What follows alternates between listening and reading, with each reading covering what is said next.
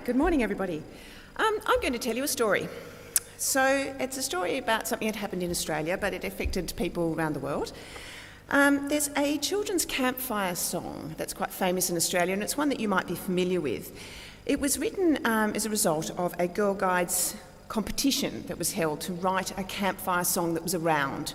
So with a round you sing the first line and then the next group sings the first line and it just goes on in a circle. Row, row, row your boat is an example.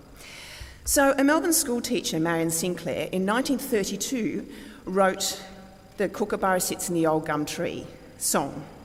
It was first aired in public 2 years later as part of a Girl Guides Jamboree in Frankston, which is a place in Victoria. So the song goes, Kookaburra sits in the old gum tree, very merry king of the bush is he. Laugh, Kookaburra gay, your life must be. Now that's the first... So that's the first sort of stanza, and then it goes on, but usually that's the one that's sung and goes around and around. Okay, so Marion sort of spoke about this song as coming to her from above, didn't think much of it. She was actually prompted to actually register it, as you just mentioned before, with APRA, which is the Australian Performing Rights Association, in 1975. So it's 40 years later after writing it that she actually registered the song. She'd never expressed much interest in the proprietary to the song. Now, there was a song that was written in 1978 and first aired at the Richmond Cricketers Arms Hotel.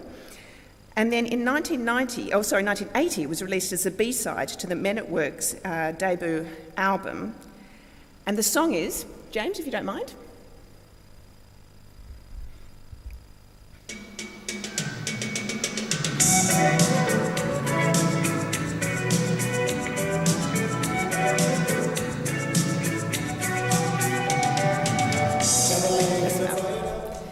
Can you put your hand up if you've never heard that song before? Okay, so there's like 1-2 people in the whole room. It's a song called Down Under, and it was a phenomenal success. It made number one in Australia in December 1981, topped the UK, Canada, Ireland, Denmark and New Zealand charts in 1982. It hit number one in the US in January 1983. It sold 2 million copies in the US alone. The album that housed it, 1981's Business as Usual, sold 15 million copies and spent 15 weeks at number one in the US, and which also featured another song on that album. Then in 1983, Australia won the America's Cup. It was the first time we'd won it, the first time it had been lost by America. It was very, very famously celebrated by our Prime Minister of the time, Bob Hawke, who was celebrating with a whole lot of people who were perhaps slightly inebriated, and he said, any boss who fires his people for not turning up to work today is a bum. So that was our Prime Minister. He's very, very much loved for that statement. So it got enormous amount of airplay in 1983. So it is quite reasonable to assume that Marion did hear this song at some stage, sometime in her life, and didn't make any connection, didn't do anything about it. So she died in 1988, 5 years after that we won the American Cup, and the song went to her estate. And Norman Lurie, who was a managing director of a company called Larrikin Music Publishing, bought the publishing rights from her estate in 1990 for just over $6,000. And started tracking down the chart music that had been printed all over the world, because the music was often used for sort of training for recorder and flute. Then in 2007, so a long time later, 17 years later, there was a music quiz show called Spicks and Specks. It was on the ABC at the time, and they had a children's music theme episode. And the group played Down Under and asked which Australian nursery rhyme the flute riff was based on.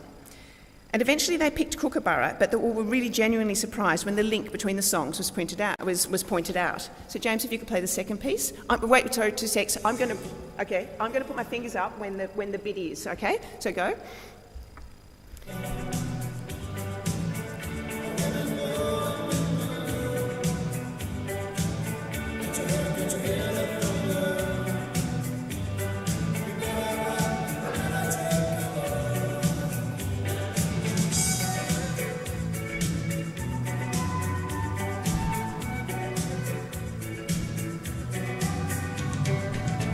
That's it. Right, so we're talking about literally 4 seconds of music. So, in 2009, 2 years after this happened, Larrikin Music filed a lawsuit, and they initially wanted 60% of Down Under's profits, even though the riff was heard for just a few seconds in the song.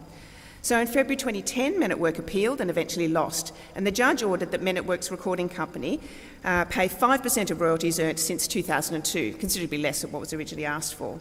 In the end, they won around $100,000, but the legal fees on both sides were estimated to be about $4.5 million.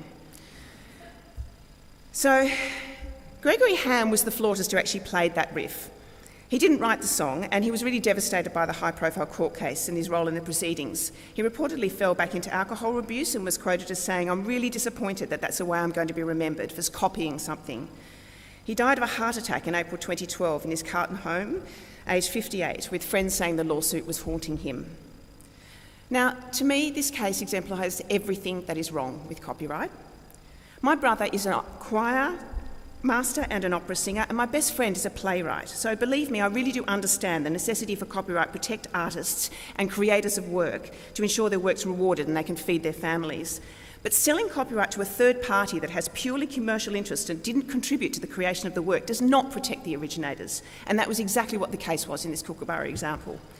Now, copyright is a legal right created by the law of a country that grants the creator of an original work exclusive rights for its use and distribution, usually for unlimited time. And the problem is that the way we work copyright in most academic publishing is the originator of the work signs away the right to make any money out of it to somebody else. So the copyright's owned by somebody who did not originate the work in the first place.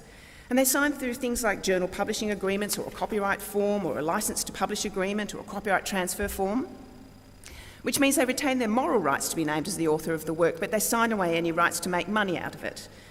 Now, the reason why this works in academia is because it's not like working as a journalist, which I used to do, where you get paid by the word. So it's a straight transaction. In academia, you get paid through esteem. So you get the reward somewhere else, like through a promotion or a grant. And that's why the whole thing is broken. And I don't think it works. I think we really, really do need to re-look at how copyright operates within our academic environment. Publishers don't need to hold the full copyright of a work to ensure commercial viability. First exclusive publishing rights will support that. So what we really need to do is sit down and look at how copyright's being used in the academic sphere, because who is it protecting? It's not protecting the originators of the work.